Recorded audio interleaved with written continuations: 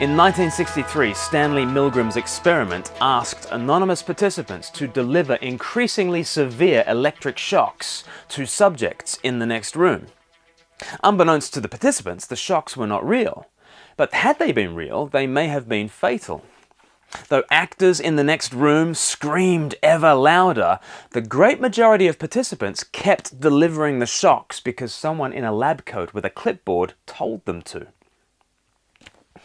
In 1971, Philip Zimbardo ran the Stanford prison experiment, in which participants were divided into guards and prisoners. The guards were given uniforms and had authority over the prisoners. The 2-week experiment had to be abandoned after 6 days because of rampant abuse of power on the part of the guards. Zimbardo's book on the subject was called The Lucifer Effect. You see, something happens when people lose their individual identities in the crowd.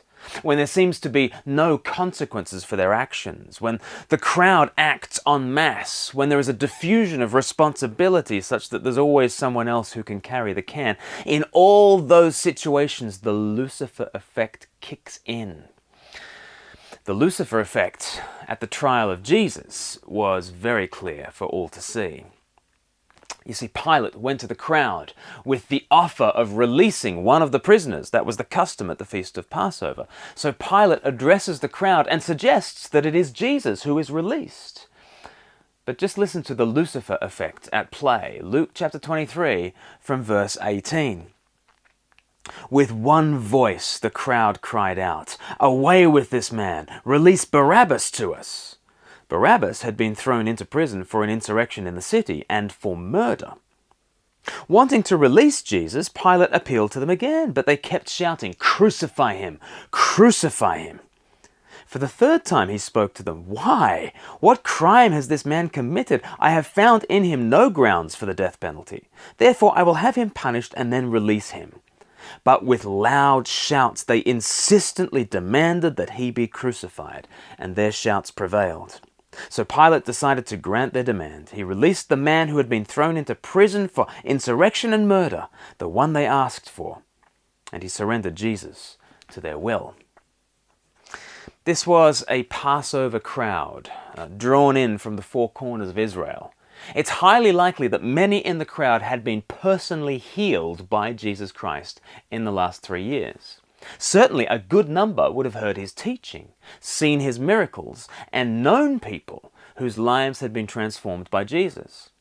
And yet you can almost feel the electricity crackling among the people as they scream, "Crucify him! Crucify him!" On Palm Sunday, many churches have a tradition of dramatizing the Passion narrative, with the congregation taking on the role of the crowd. When I was growing up, these readings always made a huge impact on me. But this line, more than any other, shook me. It was always the loudest part of an otherwise somber service. And there we were, church people, and we were baying for the blood of Jesus. "Crucify him! Crucify him!" Just imagine being in that crowd in the 1st century.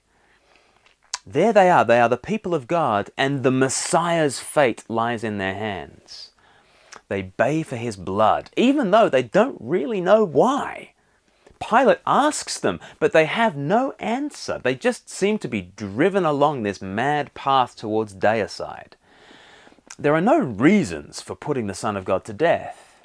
There is only this primeval urge in the crowd, this Lucifer effect. He must be done away with. This is our sinful condition expressed in its clearest terms. We would rather have a murderer released among us than the Lord of life. But even in the midst of our terrible sin, a wonderful gospel presentation is seen. You see, Barabbas, this man who was released, that's a name that means son of his father. He is a counterpart to Jesus, who is a son of a very different father.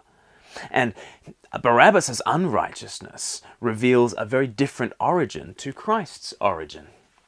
In Barabbas we see Adam's son, one who is very much under Lucifer's effect. Lucifer, of course, has been a murderer from the very beginning. But on this day, at this trial, in a very real and literal way, Jesus dies for him, for Barabbas. Jesus, the innocent, died in the place of Barabbas, the guilty. And if Barabbas had dared to walk up to Golgotha on that Friday, he could have pointed to that middle cross and he could have said, that should have been me. But Jesus died in my place. Here is the hope for all the sons and daughters of Adam. Here is the hope for all of us who fall under Lucifer's effect.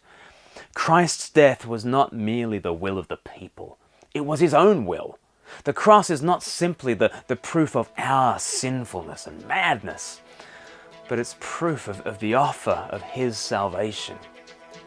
His incredible love means that he wants to die for devils like Barabbas and devils like you and me.